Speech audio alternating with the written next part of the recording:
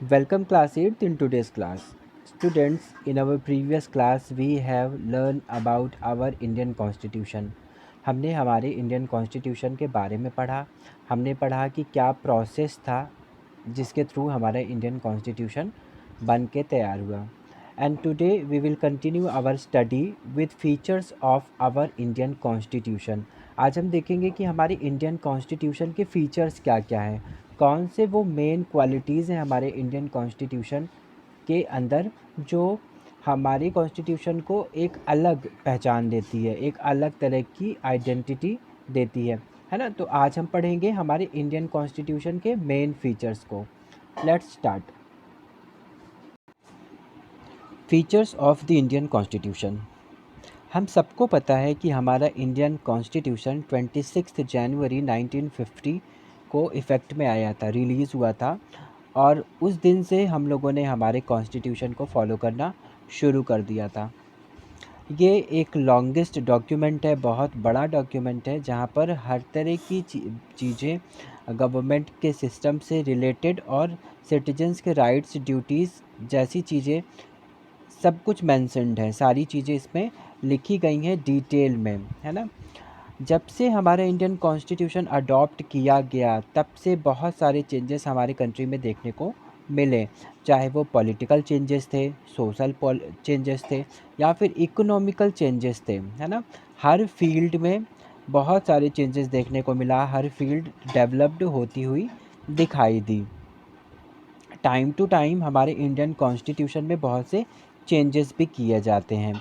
हम लोगों ने पहले भी डिस्कस किया हुआ है कि कॉन्स्टिट्यूशन में जो भी चेंजेस किए जाते हैं उसको हम अमेंडमेंट्स कहते हैं, है ना। तो जिस टाइम पर कॉन्स्टिट्यूशन फ्रेम किया गया था उस टाइम पर फ्यूचर के सिचुएशंस को ध्यान में रखते हुए, फ्यूचर में लोगों की नीड्स को ध्यान में रखते हुए ही फ्रेम किया गया था। लेकिन फिर भी कुछ ऐसी चीज़ें रही हैं जिनको एडिट करने की ज़रूरत पड़ी, मतलब जिनमें थोड़ा बहुत चेंज करने की ज़रूरत महसूस की गई, और अमेंडमेंट के थ्रू हमारे कॉन्स्टिट्यूशन में इस तरह के चेंजेस किए गए हैं। हमारे कॉन्स्टिट्यूशन की शुरुआत हुई है एक प्रियम्बल से, जो कि हमारे कंट्री के वैल्यूज़ को दिखाता है कि हमारी कंट्री किस फ़िलॉसफ़ी पे वर्क करती है, इंडिया किस फ़िलॉसफ़ी पर वर्क करना चाहती है, इंडिया किन आइडियल्स पे वर्क करेगी, है ना। और इन्हीं आइडियल्स को गाइडलाइंस की तरह लेते हुए जो हमारे फ्यूचर पॉलिसी मेकर्स होंगे, यानी हमारी गवर्नमेंट जो भी प्लान करना चाहेगी, जो भी रूल्स और लॉज बनाना चाहती है, उन्हीं चीज़ों का एक आइडिया लेते हुए करेगी। तो ये प्रियम्बल काफ़ी हेल्प करता है हमारे पॉलिसी मेकर्स को पॉलिसी बनाने में, और अच्छे तरीके से गवर्नमेंट का वर्क रूल कराने में, पूरे कंट्री के अंदर पीस और लॉ मेंटेन करने में, और एक अच्छे तरीके से व्यवस्थित तरीके से गवर्नमेंट का सिस्टम चलाने में। Now we will talk about some features of the Indian constitution, जिनमें सबसे पहले हम पढ़ेंगे फेडरलिज़म के बारे में। हमारे इंडियन कॉन्स्टिट्यूशन का जो एक इम्पॉर्टेंट फ़ीचर है वो है कि हमारी जो इंडिया है वो कैसे सिस्टम को फॉलो करता है, वो फेडरलिज़म को फॉलो करता है। फेडरलिज़म का मतलब होता है डिवीज़न ऑफ पावर। गवर्नमेंट के का जो पावर होगा वो कई लेवल्स में डिवाइडेड किया जाएगा, है ना। और इस तरह से डिफरेंट लेवल्स में जब गवर्नमेंट का वर्क किया जाता है तो इसे हम फेडरलिज़म कहते हैं। हमारे इंडिया में जो गवर्नमेंट है वो 2 लेवल्स में वर्क करती है। First state government, first level, and the central government, जो कि हमारा सेकंड टाइप का एक गवर्नमेंट हुआ, है ना। तो सेंट्रल गवर्नमेंट, जिसको हम लोग यूनियन गवर्नमेंट भी कहते हैं, दोनों ही जो गवर्नमेंट होंगी, यानी सेंट्रल गवर्नमेंट और स्टेट गवर्नमेंट, दोनों को ही कॉन्स्टिट्यूशन कुछ पावर्स और कुछ लिमिटेशंस प्रोवाइड करता है। दोनों ही कॉन्स्टिट्यूशन में बताए गए तरीक़ों से, उनमें बताए गए वेज़ के को ही ध्यान में रखते हुए वर्क करते हैं। क्लियर। अब यूनियन और स्टेट गवर्नमेंट जो हमारी है, यानी सेंट्रल और स्टेट गवर्नमेंट है, उनको फंक्शन करने के लिए कुछ जो मतलब उनका वर्क है वो डिवाइड कर दिया गया है कि यूनियन गवर्नमेंट के पावर में कौन कौन सी चीज़ें होंगी, कौन कौन सी चीज़ें होंगी जो स्टेट गवर्नमेंट खुद करेगा without any help of union government, किसी भी तरह से सेंट्रल गवर्नमेंट यानी यूनियन गवर्नमेंट के हेल्प के बिना कौन कौन सी चीज़ें कंट्रोल करेगा, कौन कौन से वर्क करेगा स्टेट गवर्नमेंट अपने स्टेट के अंदर, और यूनियन गवर्नमेंट किन किन मैटर्स पे स्टेट गवर्नमेंट को हेल्प करेगी। ठीक है, तो इस तरह से जब वर्क का डिवीज़न हो जाता है तो हम इसे फेडरल फॉर्म ऑफ गवर्नमेंट कहते हैं, है ना। तो जब वर्क का डिवीज़न हो गया तो किसी भी तरह का कोई भी कन्फ्यूज़न नहीं रह जाता है, किसी भी तरह के कॉन्फ्लिक्ट क्रिएट होने के चांसेस भी नहीं रह जाते हैं। स्टेट गवर्नमेंट को पता है कि हमें क्या काम करना है, और यूनियन गवर्नमेंट को यानी सेंट्रल गवर्नमेंट को पता है कि हमारा वर्क क्या है। तो दोनों ही एक दूसरे के मैटर्स पे इंटरफेयर नहीं करते हैं, जिससे दोनों अपने अपने वर्क को एक सही वे में कर पाते हैं। ठीक है, इस तरह से हम पाते हैं कि दोनों के ही जो पावर्स हैं हमारे इंडिया में, उनको लिस्ट बना दी गई है, यानी एक वर्क की लिस्ट बना दी गई है, पावर की लिस्ट दी गई है जो यूनियन गवर्नमेंट की है, जो यूनियन लिस्ट कहलाती है। सेकंड, स्टेट गवर्नमेंट के पावर्स में क्या होगा, वो क्या क्या फंक्शन करेगा, कौन कौन से वर्क करेगा, उसको स्टेट लिस्ट में बता दिया गया है। ठीक है, तो दोनों ही अपने अपने लिस्ट के अकॉर्डिंग काम करते हैं, और पावर के डिवीज़न हो जाने से दोनों ही बिना एक दूसरे के वर्क में इंटरफेयर किए, डिस्टरबेंस क्रिएट किए हुए अपने अपने लेवल पे वर्क करते हैं। इनके अलावा कुछ मैटर्स ऐसे होते हैं जहाँ पर स्टेट गवर्नमेंट और यूनियन गवर्नमेंट को मिलके काम करना होता है। ठीक है, ऐसे वर्क्स को जिन लिस्ट में लिखा गया है उस लिस्ट को हम कंकरेंट लिस्ट कहते हैं, जो कॉमन लिस्ट होती है, जिसमें वो वर्क होते हैं जो कि स्टेट गवर्नमेंट और यूनियन गवर्नमेंट मिल के करते हैं। ठीक है, तो इस तरह से हम देखते हैं कि जहाँ पर फेडरलिज़म है, यानी फेडरल फॉर्म में गवर्नमेंट रन कर रही है, वर्क का डिवीज़न है, पावर्स का डिवीज़न है, और जो भी हर तरह की चीज़ें हैं, फंक्शनिंग का जो है काम, वो भी सब बिल्कुल डिवाइडेड है, जिससे किसी भी तरह का कन्फ्यूज़न क्रिएट नहीं होता है और कोई भी कंट्री अच्छे से रन कर पाती है। तो ये एक बहुत ही स्पेशल क्वालिटी है हमारे इंडिया के अंदर, जो हमारे इंडिया में पीस और लॉ मेंटेन करने में बहुत ही हेल्प करता है। Second feature is parliamentary form of government. हमारे इंडिया में पार्लियामेंट्री फॉर्म ऑफ गवर्नमेंट है। पार्लियामेंट्री फॉर्म ऑफ गवर्नमेंट का मतलब होता है कि यहाँ पर पार्लियामेंट के थ्रू गवर्नमेंट के वर्क को फंक्शन किया जाता है ना। हम सब ने पढ़ा हुआ है कि हमारे इंडिया में पार्लियामेंट होती है। अब ये पार्लियामेंट में जो मेंबर्स आते हैं वो कहाँ से आते हैं, वो आते हैं हमारे ही बीच से, यानी जो कॉमन सिटीजन्स हैं उन्हीं के द्वारा इलेक्ट किए हुए रिप्रेजेंटेटिव्स, जो इन्हीं कॉमन सिटीजन्स के यानी ऑर्डिनरी जो सिटीजन्स हैं, इन सब के नीड्स और डिमांड्स को पार्लियामेंट में रिप्रेजेंट करते हैं, और उनकी ज़रूरतों के आधार पर नए रूल्स और लॉज बनाते हैं, और प्लान्स और पॉलिसीज़ बनाकर उसे इम्प्लीमेंट करवाने का काम करते हैं। ठीक है, तो अगर हम कहते हैं कि इंडिया में पार्लियामेंट्री फॉर्म ऑफ गवर्नमेंट है, इसका मतलब है कि रूलिंग अथॉरिटी सिटीजन्स के हाथ में है, क्योंकि यहाँ पर एक कॉमन सिटीजन ही मेंबर की तरह पहुँच पाता है, और वो कॉमन सिटीजन्स के ही व्यूज़, डिमांड्स और नीड्स के बेसिस पे काम करता है ना। तो हम कह सकते हैं कि अगर हमने इलेक्शन के थ्रू पार्लियामेंट के मेंबर्स इलेक्ट करे, तो क्या हो रहा है, हमारा ही रिप्रेजेंटेशन हो रहा है, और इनडायरेक्टली हम ही पार्लियामेंट में बैठकर वर्क कर रहे हैं, पॉलिसीज़ फ्रेम कर रहे हैं और इम्प्लीमेंट कराने के लिए दे रहे हैं। ठीक है, तो इस तरह से हमारा India parliamentary form of government होने की वजह से यहाँ पर जो कॉमन सिटीजन्स हैं वो ही रूलिंग अथॉरिटी पा जाते हैं, एक तरह से हम कह सकते हैं इनडायरेक्टली, लेकिन जो ये डिसीज़न लेने का जो राइट है वो पूरा का पूरा ही कॉमन सिटीजन्स के हाथ में होता है। ठीक है, अब हमारी इंडियन कॉन्स्टिट्यूशन क्या है, वो इंश्योर करता है यूनिवर्सल एडल्ट फ्रेंचाइज़ को। ये यूनिवर्सल एडल्ट फ्रेंचाइज़ क्या होती है?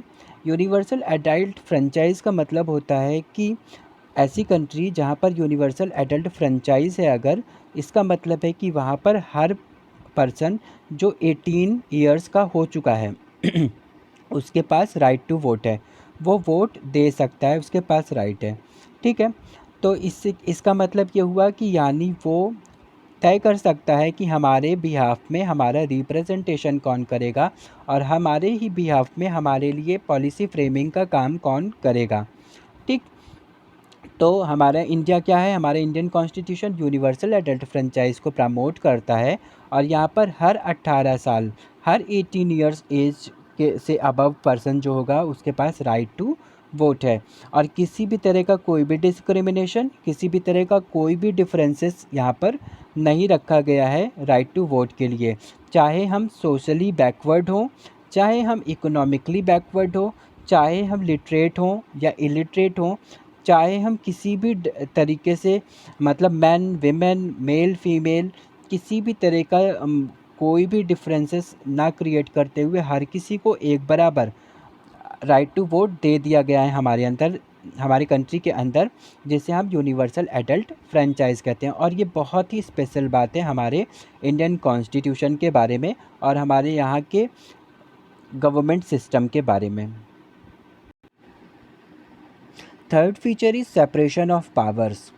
हमारे इंडिया के में जो गवर्नमेंट की पावर है उसको सेपरेट किया गया है। ठीक है, अगर हम नॉर्मली ऐसे जानना चाहें तो एक गवर्नमेंट किसी भी जगह का जो रूलर होता है उसके पास मेनली 3 काम होते हैं, 3 ही वर्क होते हैं उसके पास। सबसे पहले होता है कि जनता के यानी सिटीजन्स के ज़रूरतों के हिसाब से लॉज बनाना। ठीक है, जिसमें उनके हर तरह की ज़रूरतों को पूरा किया जा सके, ऐसे रूल्स और लॉज बनाना। सेकंड होता है उसको एग्जीक्यूट करना यानी इम्प्लीमेंट कराना और फॉलो कराना।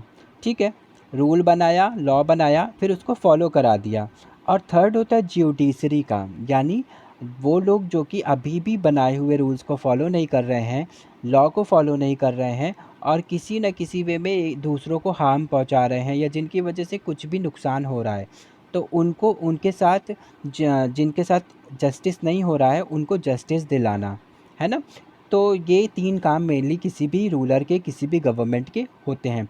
अब इंडिया जैसी कंट्री के अंदर जो कि साइज़ में इतना ज़्यादा है, पॉपुलेशन में इतना ज़्यादा है, वहाँ पर किसी एक ही पर्सन को के लिए लॉ बनाना, इम्प्लीमेंट कराना और ज्यूडिशरी देखना पॉसिबल नहीं है। ठीक है, इसके लिए क्या किया गया है, हमारे इंडियन कॉन्स्टिट्यूशन ने गवर्नमेंट की इस पावर को यानी रूलर्स के इस पावर को डिवाइड कर दिया है 3 ऑर्गन्स में। ठीक है, यहाँ पर लिखा हुआ है स्टेट, तो यहाँ स्टेट का मतलब कंट्री से हो रहा है। यहाँ पर कंट्री में 3 तरह से पावर्स को डिवाइड कर दिया गया है गवर्नमेंट के पावर को। ठीक है, फर्स्ट है legislature, second is executive and third is judiciary. ठीक है, जहाँ पर लेजिस्लेचर क्या करता है, लेजिस्लेचर इलेक्टेड रिप्रेजेंटेटिव्स का ग्रुप होता है।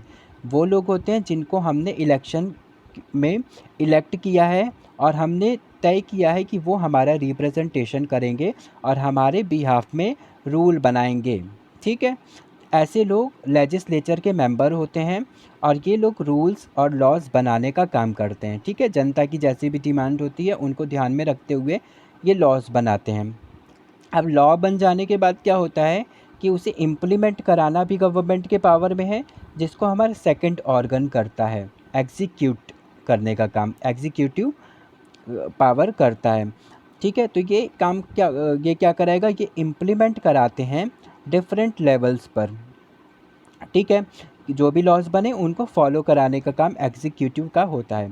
इसके बाद भी अगर कोई है जो लॉज को सही तरीके से नहीं फॉलो कर रहा है, उसके अगेंस्ट काम कर रहा है, तो इसके लिए हमारे पास कई लेवल्स पर ज्यूडिशरी सिस्टम भी बनाया गया है। ठीक है, जहाँ पर supreme court, high court, district court और न्याय पंचायत जो कि गांव में होता है, इस तरह से हम लोग बहुत सारे लेवल्स पर ज्यूडिशरी सिस्टम को बनाया हुआ है हमारी कंट्री में।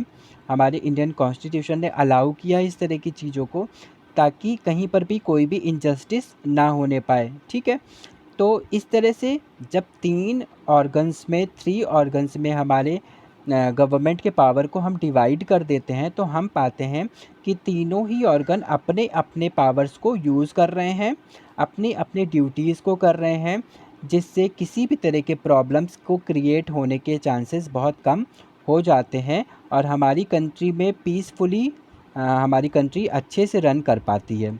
ठीक है, तो सेपरेशन ऑफ पावर जो एक अच्छे टाइप का फीचर हुआ हमारे इंडियन कॉन्स्टिट्यूशन ने जो प्रोवाइड किया है, जिसके बेसिस पे हमारी कंट्री में रूलिंग सिस्टम चल रहा है।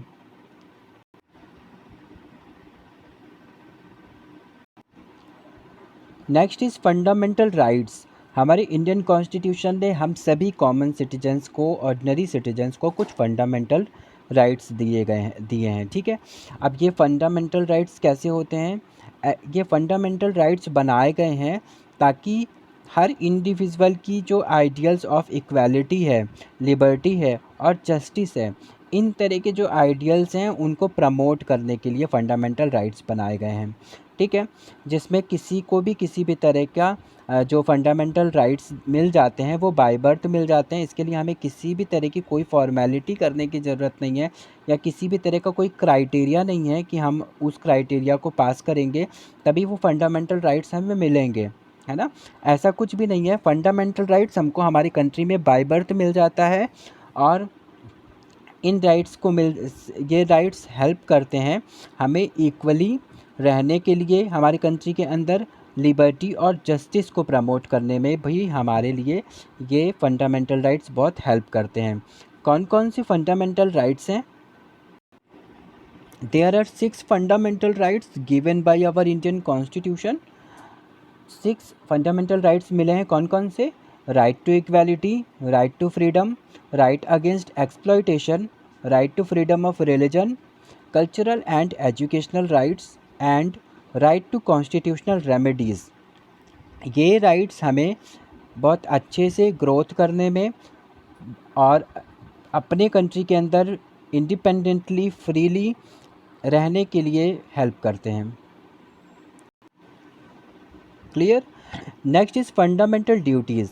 जैसे हमारे इंडियन कॉन्स्टिट्यूशन ने हमको फंडामेंटल राइट्स दिए हैं, यानी कुछ अधिकार दिए हैं, उसी तरीके से हमें कुछ कर्तव्य भी दिए हैं, कुछ ड्यूटीज़ भी बताए हैं कि हर सिटीजन को इन ड्यूटीज़ को तो करना ही करना है। मतलब ये हमारी रिस्पॉन्सिबिलिटी है अगर हम हमारे कंट्री के सिटीजन्स हैं तो, है ना?